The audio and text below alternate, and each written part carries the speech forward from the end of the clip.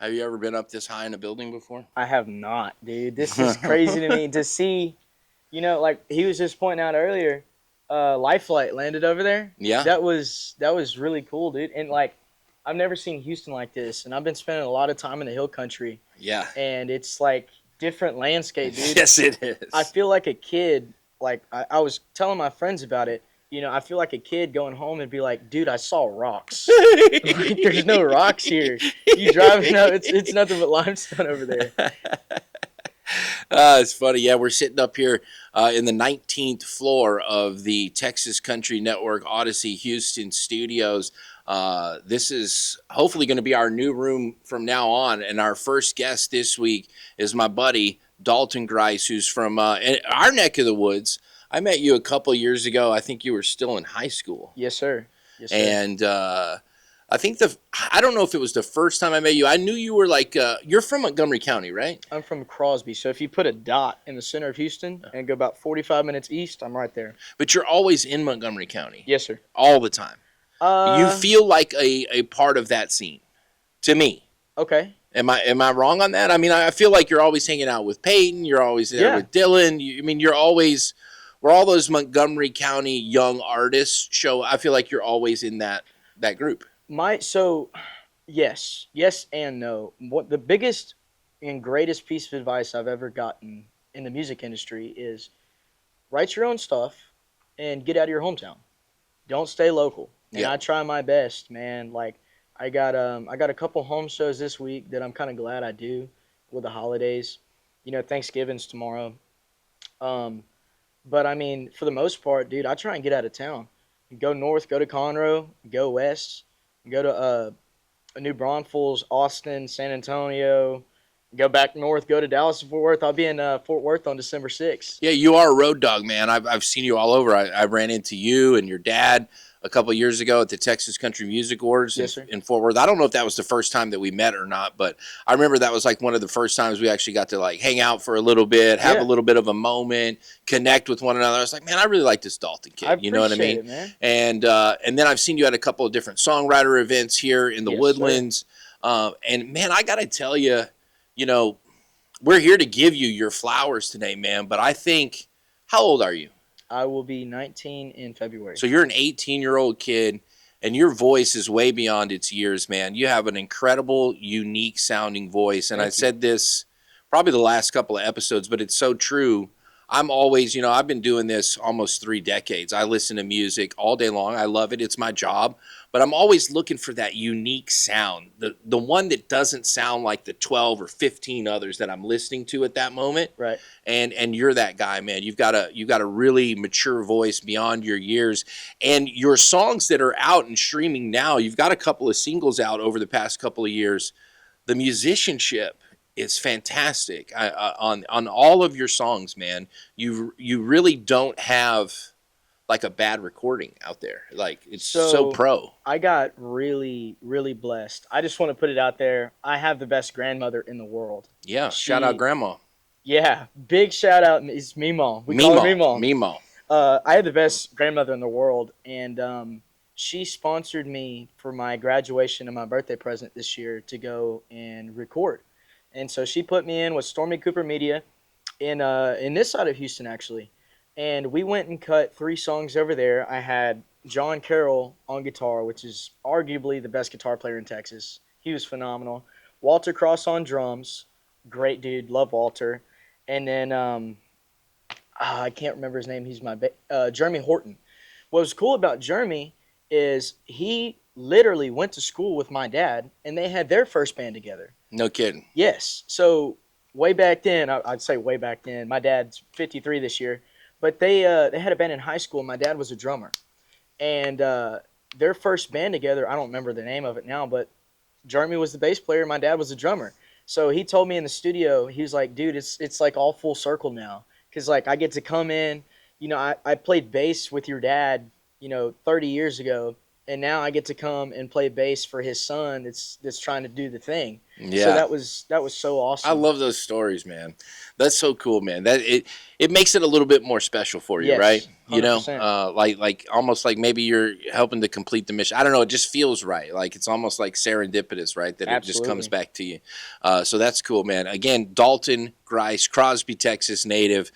For whatever reason, I do feel kind of like you're in that Moco scene. He's a part of Bull Country, but again, I've seen you all over Texas. You are on the grind. You have been hustling since the moment I met you. You're always in the right spot. It seems like you're always in the right place at the right time around the right folks. And I've been blessed. as you should be, because I really do think you are one of these young artists here in Texas that is going to be shaping the future of the sound of the Lone Star State. I really do mean that, man. I think Thank you you. have an incredible gift, an incredible talent, and you know you also represent yourself, Dalton, in a manner that is already, you know, it's beyond professional. It's beyond what we look for in country music, in our culture. You're someone who can represent us in a great way, man. And I think, you know, uh, I think you will over time ease into that role as a leader in our scene. Just because of the presence that you have at such a young age, man, and I Thank you. think that's something really special. And I want to continue to encourage you, man, to continue to do the things that you've done, man, because it really has been impressive to kind of watch you out of the side of my eye Right. over the past couple of years, you know, and see what you're doing. And you've done it all right. You haven't done anything wrong, and now you've Can got I these. knock on wood? Yeah, yeah, yeah. You've got these incredible songs. I really am a fan of Somewhere in Texas. Um, Anywhere in Texas? is that what it says? Yeah. Why does it say that? Let me just check here. Oh, it is Anywhere in Texas. Um, You know, so that song in particularly was, I believe, a gift. So obviously, you know, failure ain't an option. I actually got that inspiration from the Eminem song "Lose Yourself." I Love love that it. song. Uh, you know, so I was working with this management company out of Nashville for a little while, and they told me basically like, "This is your first EP. You don't have anything out yet. I need you to put something out that's good, but you need to be able to follow up on that and build, because you don't want to put out something, you don't want to put out your best stuff for your first release that's going to get no traction because you're nobody." And it's true. And so I picked what I thought were the three best candidates for that EP. And Anywhere in Texas in particularly, I still remember to this day about how I wrote that song. Yeah, it was after a prayer, and I wrote it in 15 minutes, but I didn't get the last part. And I went and took a shower, did something, and I came back, and something told me, like, you need to go back and finish the song. It's not done yet. Because what I was going to do is just, you know, do the same chorus at the end. But I sat back down and I finished that song, and I'm like, wow, you know, like, it tells such a beautiful story, um, of like a guy like me that, you know, before I found out that music could be a legitimate opportunity for me. I was oil fields, you know, we're in Houston. My dad works in the chemical plants, you know. I thought that was going to be me, and then a girl that lived out in West Texas, and that was like a real thing. And then you finish the song with, you know, we finally found our place. Like, this is home, and it really ties everything together. And that song for me was just, it was such a blessing, because again, it came after a prayer, and I've never, up to that moment, I've never written a song anything like it before, and that's why I got picked for that EP. Nice, nice. So is that? Let's talk about your writing style and where you get inspiration from, and how you kind of get dialed in to write a song. I mean, is that something that you're going to more often now? You're doing a little bit more praying before you write because it came so easily and naturally after that, or I pray all the time. At yeah. least I try to. I am not a great example of a perfect Christian by any means.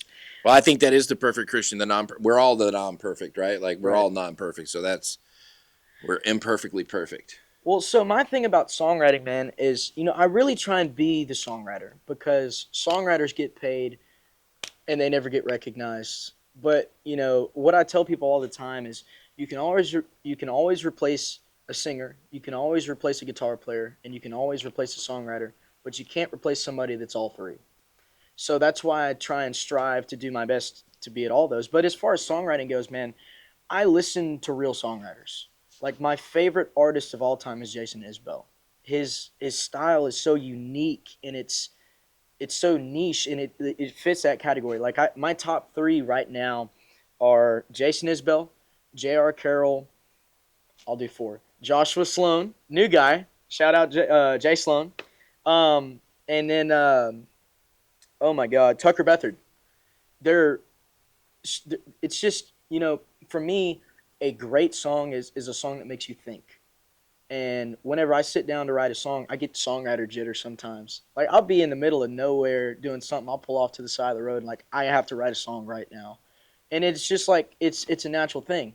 And it's so awesome to like like pour because I've never been great at like putting out my feelings. But my way of doing that is through my songs. So like somebody asked like how are you feeling today? Listen to the song I wrote. Yeah. And I have been accused of writing a bunch of sad songs. I want to let everybody know at home that I'm actually a victim.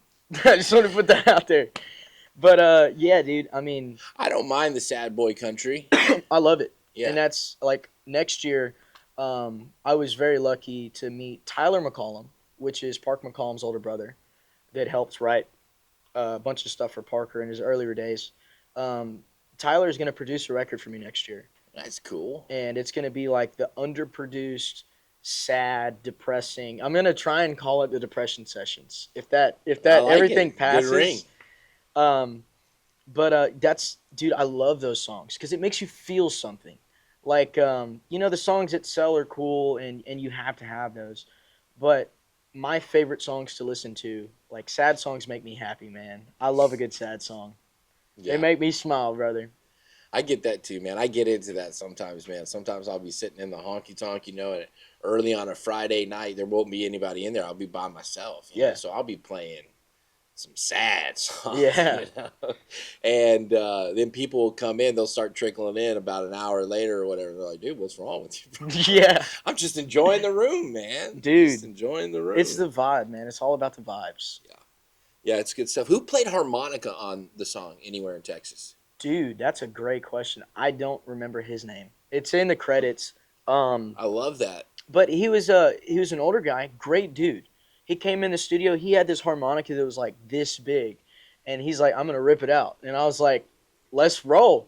And he got it. He got in the booth. He got in the ISO booth and just tore it up, man. I was like, "Dude, everything you played is perfect." Like we're keeping all of that. Yeah. And it was like I think he went through and did like 2 or 3 takes, and we just kind of pieced it together. It was great, dude. Speaking of finding that perfect thing in the studio, I saw a clip of you on the internet the other day, and you were at what is it, Beagles? Beagles Nest Records in New Braunfels. So Yes, you were there in that studio, and I don't know if you knew you were being filmed or not, but you were doing like this guitar riff, and you nailed it. It was a sick riff, and then someone in the background after you were done was like, "That's the one, dude. That's the one." Yeah, it's my producer David. Shout out David. Dude, so I thought that was a really cool moment. dude, it was awesome. I got really lucky to have a friend of mine that is like trying to do the whole photography and videography thing now. And she's never been to that side of Texas, and she's like, "Let me go. I'll do everything for free." So she went in the studio. You're hired. Yeah, exactly. On the spot, brother. She came in the studio and she got some phenomenal pictures, and she took videos of everything. And that solo it was weird how it happened because, like I was talking about with guitar playing, I'm really trying to focus on like the musicianship aspect of myself. I want to be the best that I can be. And whenever I played that solo, we went through it like a couple different times, and I was like, okay, this is cool, this is cool, this is cool. And then we did the one take, and we actually recorded that one, and it turns out it was like the one take wonder. Like that'll never happen again, but that's the take because it was in time, sounded cool, and it worked with the song, you know. So yeah, I Shelby Pearson with Bugs Photography. Y'all go hire her. She's amazing. She took that video and it was sick, dude. Yeah, I it was was really so cool. happy to get a video of it. Really cool moment, man. And that's what it's about. When you're, it's hard sometimes, right? Like it's either you got it or you don't. And certain photographers can capture those moments. Certain videographers, they know when to be rolling, and it's like, that was an awesome moment. You know what I mean? And then that'll be forever a part of like your story, because Yep. that song's going to be a part of your catalog, and you can go back. People will listen to that riff and they'll be like, "That was dope." And you'll be like, "Oh yeah, here's when it happened." You know what I Yeah. mean? So yeah, that's super cool. So this new music. So you got the EP done with Stormy. You have you literally came down today from you were in New Braunfels last night, right? I was. Were you in the studio yesterday or just hanging out at Gruene Hall? Yeah. No, I was in the studio. Like I'm trying to get this done. I'm on a release schedule right now, so we're trying to get everything knocked out, everything sent off to mixing and mastering. But yeah, we were backstage at Gruene Hall last night watching 2 Tons of Steel, and PBS was there, and they were filming that TV show. I thought that was the coolest thing. Being backstage at Gruene Hall, the most prestigious live music venue in the state of Texas. I still got the X's on my hands. That's cool, man. But yeah, we were in New Braunfels last night, and then this morning woke up, packed everything up, and came out here. Yeah, man. And you are getting it, dude. You are a hustler. You never say no to an opportunity. I'm pretty excited to have you here today, Dalton. This is Dalton's first official radio interview right here in his hometown of Houston. You know, Crosby native. What did you grow up listening to when you were a kid? I mean, you're still a kid, but like, what were your folks and stuff listen to, or your friends growing up? So I went through a couple phases, man. You mentioned Eminem earlier. Yes. So I went through a couple phases. My dad, naturally, he was born in 1971, grew up in the 80s. So he was a hair metal guy. So like Sirius XM or the whatever the satellite radio is in the truck, listening to Ozzy's channel or something like that, like the hair metal stuff. Yeah. So originally when I started playing music, like the first song I ever learned how to play was Hell's Bells by AC/DC. So I did all that. My mom grew up in this little town in East Texas. It's terrible. Spurger, Texas. I never even heard of that one. Dude, so my family actually owns the biggest case knife store in Texas, and it's right down the road. Oh, cool. TKC Knives. That's where I get all my stuff, man.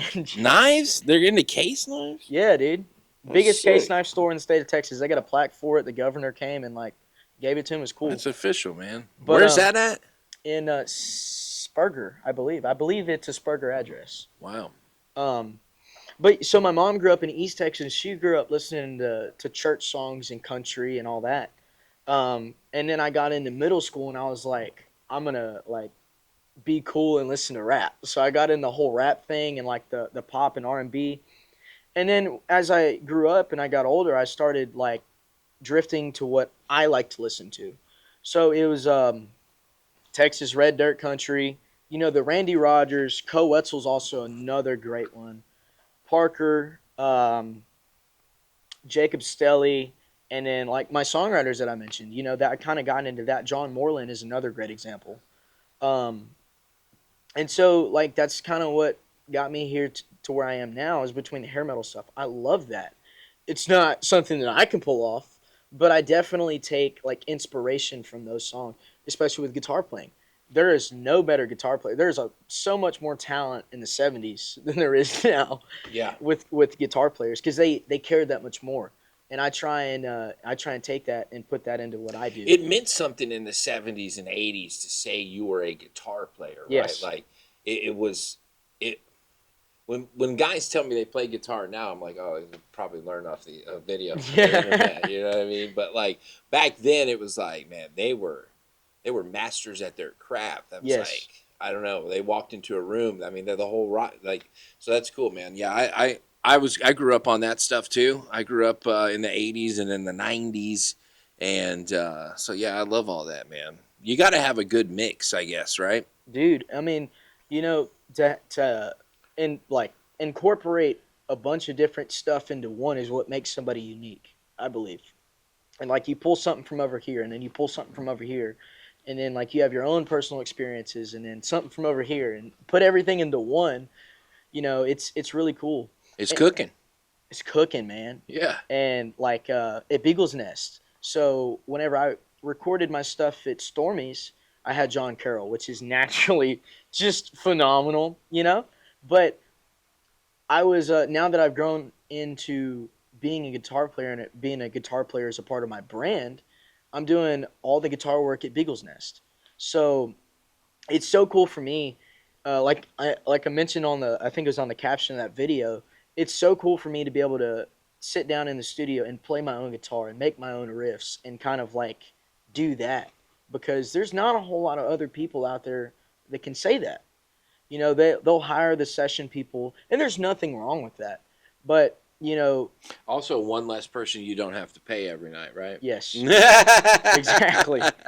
Get a solid three-piece together, and Yeah, dude. maybe get 2 hotel beds that Right, night. right. I have breakfast in the morning now. Yeah. Well, if it's free. So tell me, when is this new stuff that you're working on right now? Literally, it's Thanksgiving time when people are going to be watching this. When are we talking about? Is this going to be your debut album? Is it going to be another EP? So I don't know exactly what it's going to be considered. It's 6 songs. So I'm going to continue with my release schedule. Every 6 weeks, we're putting out a new song. We're putting out new stuff, trying to stay as relevant as possible. But it's different than the first one. It's going to sound a little different. It's going to be a little deeper. I obviously have my radio songs, but I have a couple songs on there that I'm really proud of as a songwriter, to be able to put in, like I mentioned earlier, to make you think. So I got a couple of those.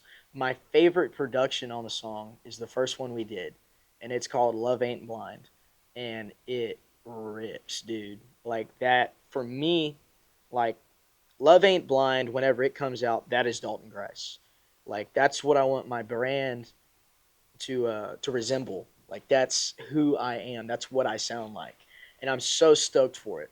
So like I'm excited to hear it, man. These 6 songs mean something. Like they really. Did you mean say it was something. called Love Is Blind? Love Ain't Blind. Love Ain't Blind defines the Dalton Grice sound. That song defines it. Yeah. I believe is songwriting, the production on it, and it's so low production too. Like it's Stormy's, it was great. It was a full production. But for Love Ain't Blind, we have drums, we got a bass guitar, we got keys, and we have electric.